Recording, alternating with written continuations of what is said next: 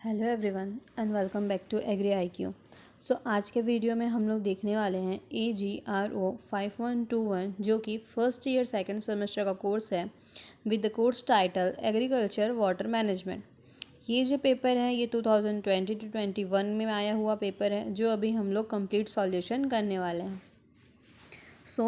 Lecture को start करने से पहले आई रिक्वेस्ट टू यू कि अगर अभी तक आपने मेरे चैनल को सब्सक्राइब नहीं किया है, please subscribe it and share it with your friends so that they can also study in a learning manner. And I hope कि आपको मेरे लेक्चर से एग्ज़ाम में बेनिफिट हो रहा होगा। So please subscribe it, I request to you. Start करते हैं। हमारा पहला क्वेश्चन एज़ यूजुअल है पार्ट ए का, एंड पार्ट ए में हमारा फर्स्ट क्वेश्चन है the objective of irrigation is. जो इरिगेशन है उसका क्या ऑब्जेक्टिव होता है ना। ऑप्शंस देखते हैं। पहला है farming in arid region, offset drought in semi arid region, stable crop production, है ना। फर्स्ट क्या option, farming in arid region, मतलब जो एरिड रीजन है इरिगेशन से उस पर हम लोग इरिगेशन के थ्रू फार्मिंग कर सकते हैं, है ना। जो सेमी एरिड रीजन्स हैं उनमें ऑफसेट ड्रॉट हो सकता है, और जो क्रॉप प्रोडक्शन है वो एक स्टेबल फॉर्म में हो सकता है। तो ऑब्वियस सी बात है इरिगेशन से हम लोग ये तीनों चीज़ कर सकते हैं, इसलिए हमारा करेक्ट आंसर क्या हो जाएगा, D, that is all of this. Second question है which of the following soil is considered as an ideal soil for irrigated crop production other than rice. कौन सा सॉइल को आइडल सॉइल माना जाता है जिसपे हम लोग इरीगेटेड क्रॉप प्रोडक्शन कर सकते हैं राइस के अलावा, है ना। तो फिर कौन कौन सा सॉइल हमको दिया है, sandy soil, clayey soil, loam soil and silt soil. हम लोग जानते हैं कि जो बेस्ट सॉइल है वो कौन सा है हमारे लिए, लोमी सॉइल। ओके, नेक्स्ट है हमारे पास capillarity in soil pores is due to. Soil porous में जो कैपिलरिटी होती है, ठीक है, वो किस कारण से होती है। ऑप्शंस हैं एडिशन, कोहेशन, सरफेस टेंशन, और डी ऑप्शन है एडिशन एंड कोहेशन। बात यहाँ पे कैपिलरिटी की हो रही है। ओके, तो कैपिलरिटी क्यों होता है, एडिशन के कारण भी होता है और कोहेशन के कारण भी होता है। तो हमारा करेक्ट ऑप्शन कौन सा है, ऑप्शन नंबर डी। नेक्स्ट है हमारे पास fourth question, energy status of plant water is determined by. मतलब कि प्लांट और वाटर में जो एनर्जी होता है उस लेवल को किस चीज़ से हम लोग डिटरमाइन करते हैं। तो कैसे करेंगे, टर्गर प्रेशर, इनहिबिशन प्रेशर और ऑस्मोटिक प्रेशर। तो ये तीनों प्रेशर क्या है ये तो हम पहले ही बता चुकी हूँ आपको, है ना। हमारा करेक्ट ऑप्शन क्या हो जाएगा, क्योंकि हम लोग एनर्जी के स्टेटस की बात हो रही है, प्लांट में वाटर की मूवमेंट की बात हो रही है ना। तो वाटर का मूवमेंट तो इन तीनों पर्पज से ही होगा। तो तुम्हारा करेक्ट आंसर क्या हो जाएगा, D, that is all of the above. Next है most common method of irrigation world wide is. पूरे वर्ल्ड में, है ना, जो सबसे कॉमन मेथड है इरिगेशन का वो कौन सा है। Drip irrigation, sprinkler irrigation, surface irrigation, सब सरफेस इरिगेशन। तो ड्रिप इरिगेशन का मतलब ये तो न्यू टेक्नोलॉजी है ना। स्प्रिंकलर इरिगेशन भी एफिशिएंट है, सरफेस इरिगेशन एंड सब सरफेस इरिगेशन। तो सबसे कॉमन मेथड इनमें से कौन सा है, सरफेस इरिगेशन, ठीक है। नेक्स्ट है हमारा पार्टी का second question, that is fill in the blanks.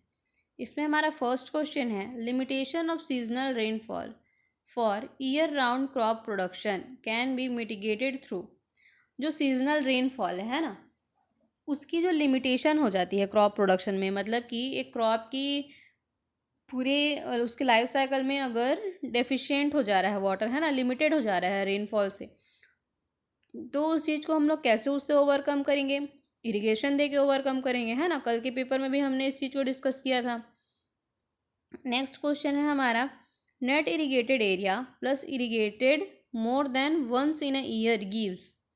जो नेट इरिगेटेड एरिया है ना, और जिसमें हम लोग ईयर में इरिगेशन दे रहे हैं, तो ये दोनों को हम लोग टुगेदर क्या बोलते हैं, तो ग्रॉस इरिगेटेड एरिया बोला जाता है।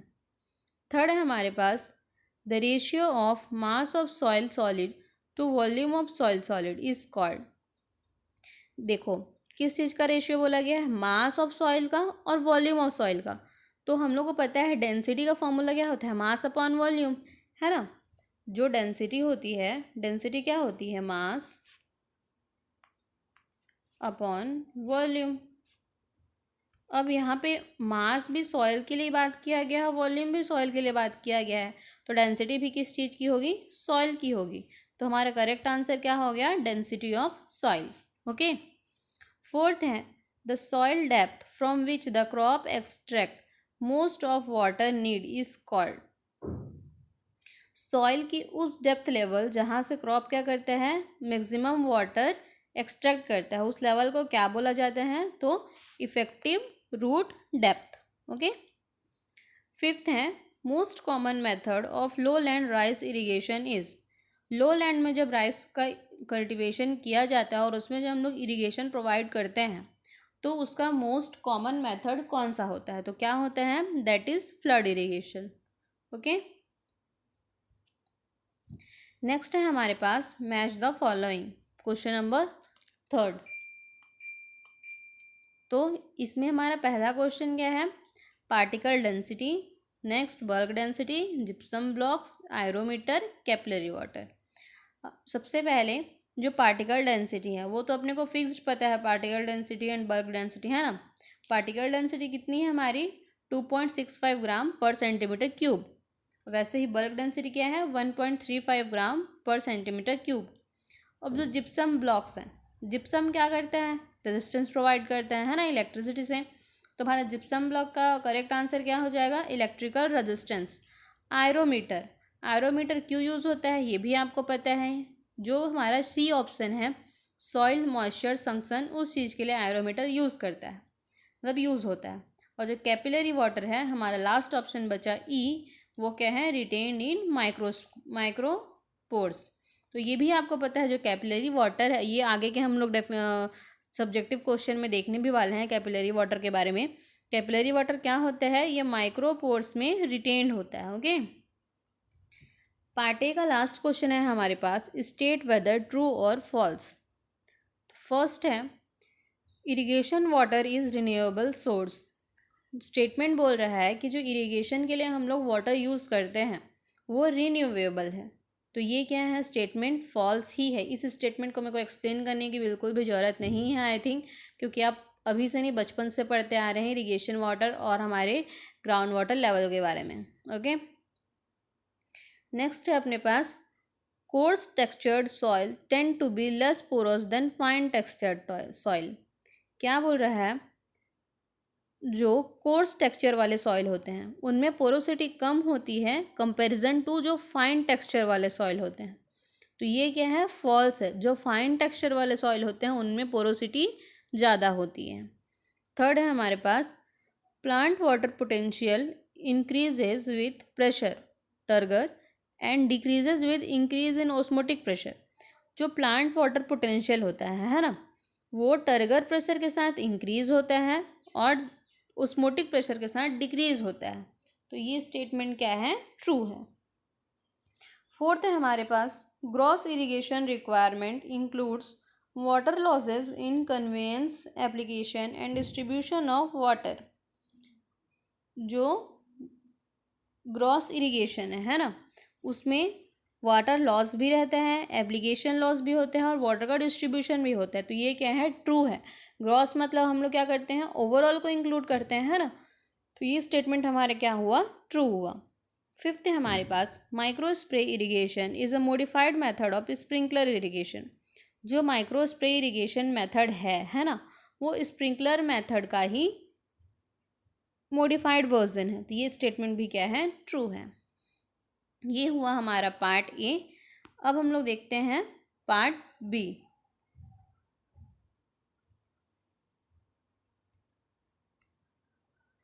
पार्ट बी में हमारा पहला क्वेश्चन है इरिगेशन, है ना। तो इरिगेशन क्या होता है आपको पता ही है ना। Let's see it.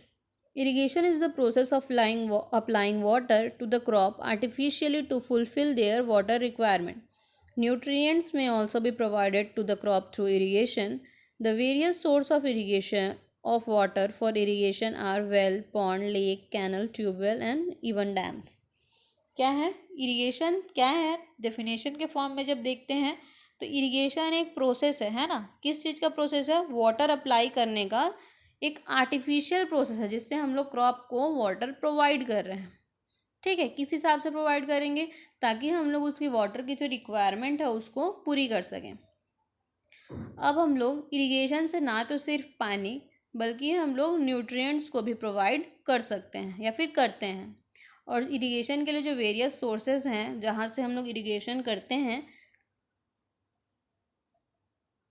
सॉरी, वो क्या क्या है? वेल है, पॉन्ड है ना, कुआं, तालाब, जो लेक्स हैं, कैनल्स हैं, ट्यूबवेल्स हैं और डैम्स हैं। इन सब से हम लोग क्या करते हैं?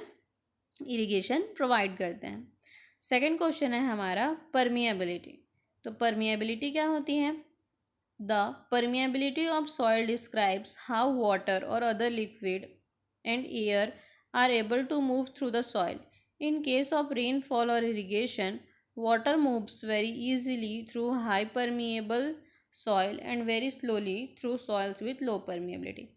परमिएबिलिटी का मतलब क्या होता है कि उसमें से जो लिक्विड है वो पास हो सकता है या नहीं हो सकता, या कितना पास हो सकता है, वो उसकी परमिएबिलिटी होती है। ठीक है, तो जब हम लोग सॉइल की परमिएबिलिटी के बारे में बात करते हैं तो ये क्या होता है कि जो वाटर है या फिर जो दूसरे लिक्विड्स हैं, है ना, वो सॉइल से मूव कर सकते हैं कि नहीं।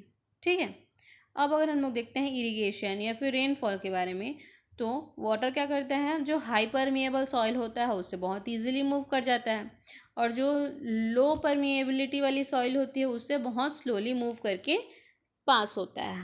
ओके, नेक्स्ट क्वेश्चन है हमारे पास, question number third, that is water requirement. Water requirement क्या होती है ना?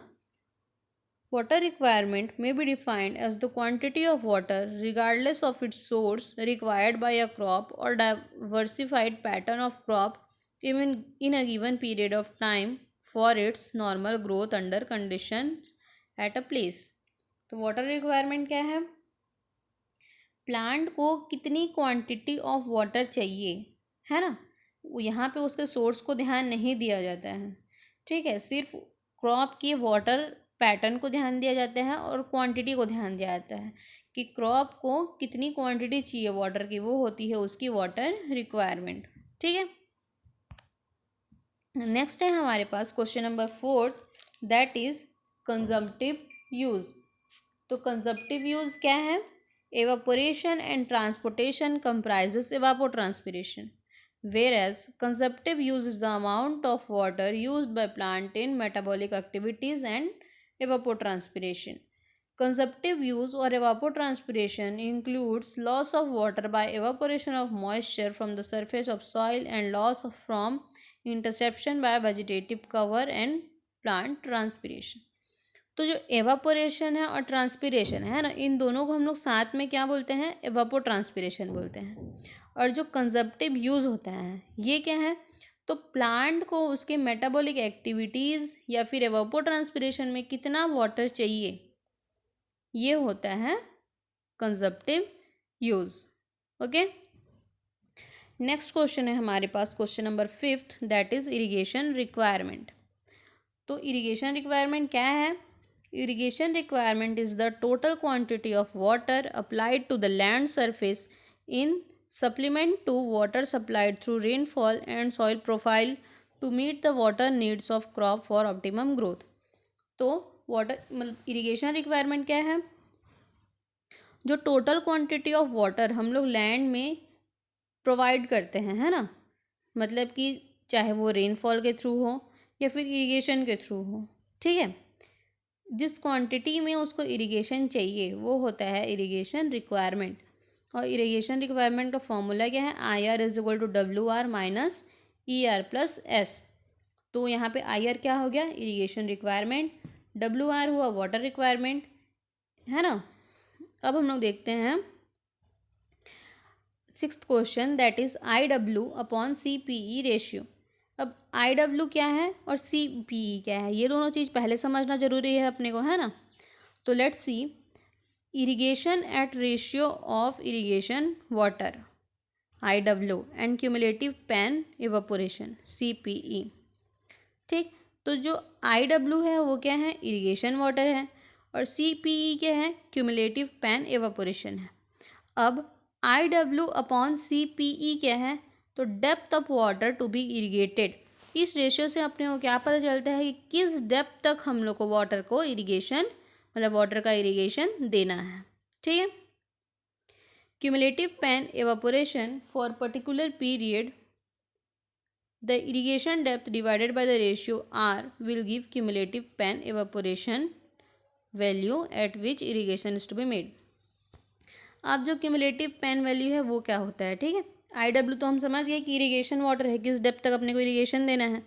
और क्यूमुलेटिव पैन रेशियो क्या है, जब हम लोग इरिगेशन की डेप्थ को रेशियो से डिवाइड कर देते हैं, ठीक है, R से हम लोग क्या कर दिए, उसका रेशियो फाइंड आउट कर दिए, तब हम लोग को मिलता है क्यूमुलेटिव पैन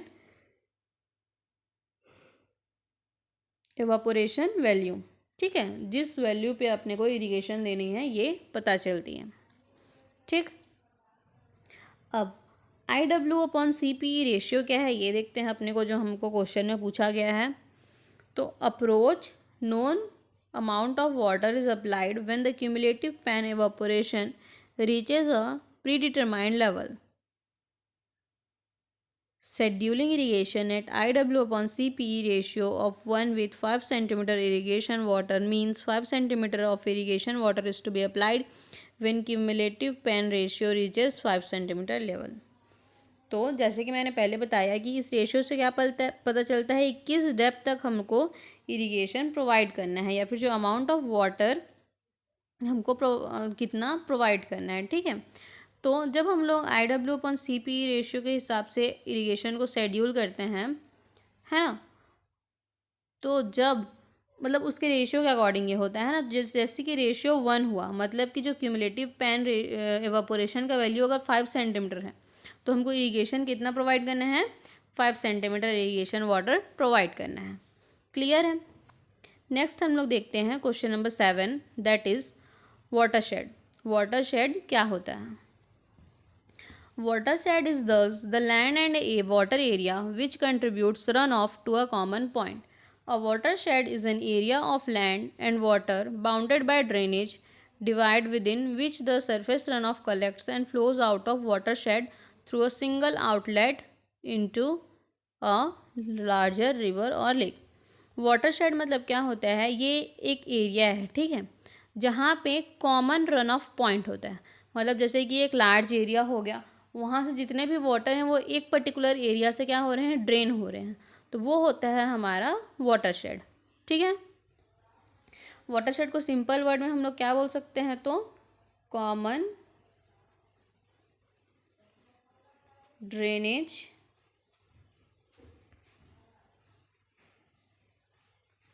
आउटलेट। ठीक है, कॉमन ड्रेनेज आउटलेट हमारे क्या होते हैं, वाटरशेड। नेक्स्ट हम लोग देखते हैं क्वेश्चन नंबर 8। क्वेश्चन नंबर 8 क्या है, water productivity. So water productivity is defined as crop production per unit amount of water used. ये किसने दिया था, तो मॉल्डन 1997। Concept of water productivity in agriculture production system is focused on producing more food with the same water resource or producing the same amount of food with less water resource। जब भी हम लोग productivity की बात करते हैं तो हम लोग क्या करते हैं, per unit of amount use करते हैं, है ना। तो वैसे ही जब वाटर प्रोडक्टिविटी के बारे में बात किया जा रहा है तो ये क्या बोलना चाह रहे हैं कि crop production per unit amount of water में कितना हो रहा है ना। तो ये किन्होंने दिया था, तो मॉल्डन ने 1997 में इस डेफिनेशन को दिया था। अब हम लोग समझते हैं कि वाटर प्रोडक्टिविटी होती क्या है एक्चुअली में, है ना। तो इसका मेन फोकस क्या होता है कि कम अमाउंट ऑफ वाटर से हम लोग ज़्यादा प्रोडक्शन ले रहे हैं, ठीक है, या फिर सेम अमाउंट में हम लोग प्रोडक्शन कर रहे हैं लेकिन पानी हम लोग कम यूज़ कर रहे हैं। ठीक है, ये हुआ हमारा वाटर प्रोडक्टिविटी। तो ओवरऑल इससे क्या समझते हैं हम लोग कि वाटर की यूज़ एफिशिएंसी को बढ़ाना ही क्या है, वाटर प्रोडक्टिविटी। क्वेश्चन नंबर 9 है हमारे पास, डेफिशिएंट इरिगेशन। डेफिशिट इरिगेशन क्या होता है ना? Deficit irrigation is a water management strategy that concentrates the application of limited seasonal water supplies and moisture sensitive crop growth stage to maximize the productivity of applied water. Deficit irrigation is a watering strategy that can be applied by different type of irrigation application method. The correct application of deficit irrigation requires through understanding the yield response to water, that is crop sensitivity to drought stress and the economic impact of production in harvest. तो सबसे पहले deficit irrigation को हम लोग show कैसे करते हैं? तो DI से इसको हम लोग शो करते हैं। और ये है क्या? तो ये एक वाटरिंग स्ट्रेटजी है। ठीक किस तरीके से अपने को इरिगेशन प्रोवाइड करना है उसकी स्ट्रेटजी को ये बताता है। और इससे हम लोग क्या करते हैं, इरिगेशन के जो डिफरेंट एप्लीकेशन मेथड्स हैं उन सबको कंबाइन करके इरिगेशन प्रोवाइड किया जाता है ताकि वाटर की यूज़ इफ़िशियंसी क्या हो सके, इंक्रीज़ हो सके। ठीक है, और प्रोडक्टिविटी बढ़ सके लेस अमाउंट ऑफ वाटर में। ये होता है हमारा डेफिशिट इरिगेशन। नेक्स्ट हम लोग देखते हैं question number 10, that is effective rainfall. Effective rainfall क्या होता है ना? The deep percolation water and run off water can not be used by plant. In other words, part of the rainfall is not effective. The remaining part is stored in the root zone and can be used by plant. The remaining part is so called effective rainfall. In other words, the effective rainfall is the total amount of rainfall minus runoff minus evaporation and minus deep percolation. Only the water retained in the root zone can be used by plant and represent what is called the effective part of rainfall. तो effective rainfall क्या है? अब जब rain होता है ना, तो जो उसमें से पर्कोलेशन हो रहा है बहुत डीप, उसको प्लांट यूज़ नहीं कर सकता। रन ऑफ हो रहा है, उसको भी प्लांट यूज़ नहीं कर सकता। तो ये चीज़ तो प्लांट यूज़ ही नहीं कर रहे हैं ना, तो ये इफ़ेक्टिव कैसे हुआ? वो तो यूज़ कर नहीं रहे हैं।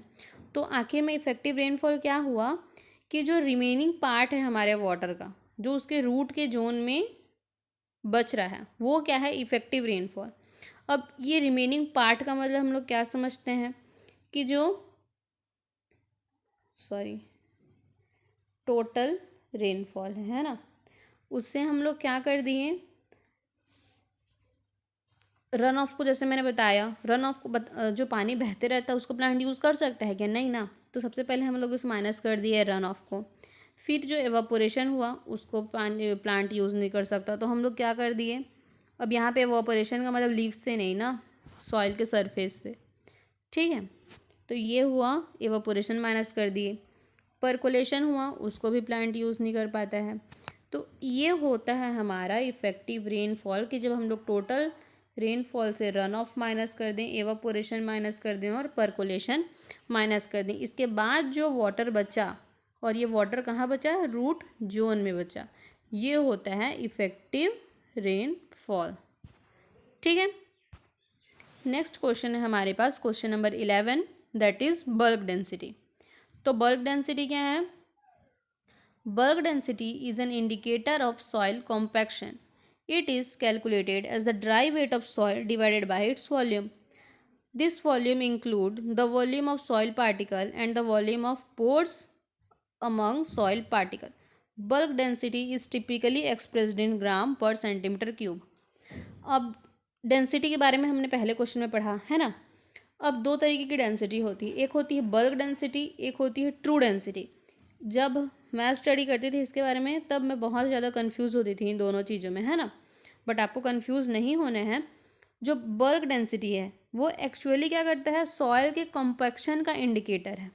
अब सॉइल के कॉम्पैक्शन का मतलब क्या हुआ कि सॉइल आपस में कितने डेंस्ड होते हैं, कितने चिपके हुए होते हैं, है ना। उस चीज़ का इंडिकेटर है हमारा बल्क डेंसिटी। अब इसको कैलकुलेट कैसे करते हैं? जैसे कि डेंसिटी का फॉर्मूला क्या होता है? Mass upon volume. वही होता है हमारा इस बल्क डेंसिटी का भी फॉर्मूला कि जो सॉइल की ड्राई वेट है उसको हम लोग उसकी वॉल्यूम से डिवाइड कर देंगे तो आता है हमारा बल्क डेंसिटी। ठीक, अब जो मैं बात कर रही थी बल्क डेंसिटी और ट्रू डेंसिटी के बारे में, तो फॉर्मूला तो सेम ही होगा, पर एक्चुअली में बल्क डेंसिटी क्या होता है कि इसमें जो वॉल्यूम है उसमें सॉइल की पार्टिकल्स और साथ साथ उसके पोर्स को भी हम लोग इंक्लूड करते हैं, ठीक है। पर जो ट्रू डेंसिटी होता है उसमें हम लोग सिर्फ सॉइल की पार्टिकल्स को लेते हैं। तो ये हुआ हमारा बल्क डेंसिटी, और इसको हम लोग कैसे एक्सप्रेस करते हैं, तो ग्राम पर सेंटीमीटर क्यूब में, ठीक है। अब हमारा लास्ट क्वेश्चन है कैपिलैरिटी। कैपिलैरिटी क्या होता है? Capillarity is the primary force that enables soil to retain water as well as to regulate it movement. Capillarity क्या होता है? ये एक फोर्स है, जैसे कि हमने पहले पढ़ा है ना, और अभी हम लोग पार्ट सी के क्वेश्चन में भी देखेंगे। तो कैपिलैरिटी क्या है? ये प्राइमरी फोर्स है जो कि सॉइल से वाटर को रिटेन करने में हेल्प करता है, और साथ साथ में कैपिलैरिटी के कारण ही वाटर का मूवमेंट रेगुलेट होता है, ठीक है। और कैपिलैरिटी को हम लोग आगे और डिटेल में देखेंगे, हमारे पार्ट सी के क्वेश्चन में ये पूछा गया है। So this was all about for this lecture, and इस सब्जेक्ट का हम लोग part C and part D cover करेंगे नेक्स्ट लेक्चर में। तब तक अगर आपने मेरे चैनल को सब्सक्राइब नहीं किया है, please subscribe it, I request to you, and share it with your friends. And part C and part D के लिए हम लोग नेक्स्ट लेक्चर में कवर करेंगे। Thank you so much for watching this.